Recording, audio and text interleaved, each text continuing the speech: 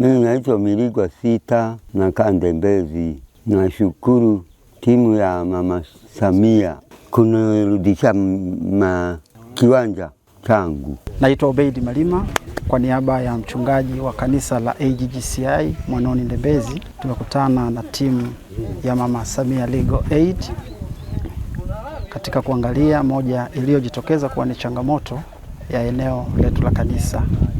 Baada ya timu hii kufika, maelezo yetu yalikuwa yanajitosheleza kabisa kama ambavyo tulikuwa tunayaongea kupitia ofisi ya mwenyekiti wa serikali ya mtaa kwamba ifikapo mwezi wa 10 mwishoni tutakuwa tumekamilisha swala la kumlipa mzee huyu ili kipande hiki cha eneo lake kiwe ni kipande halali cha kanisa.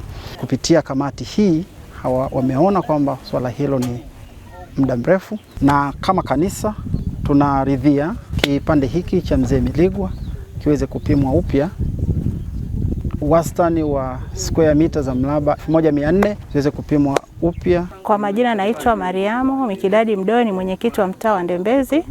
Ninaishukuru timu ya Mheshimiwa Mama Samia Suluhu Hassan kwa kufika kwenye eneo letu, maana mgogoro huu umekuwa wa muda mrefu na sasa leo nafikiri umefika mwisho. Umeweza kumsaidia mzee, ameweza kupatiwa kipande chake cha ardhi kilichokuwa kimeingia upande wa kanisa. Miligwa alikuwa anapata shida kufanya maendeleo yake kwa sababu eneo lake lilikuwa limechukuliwa bila kufahamu.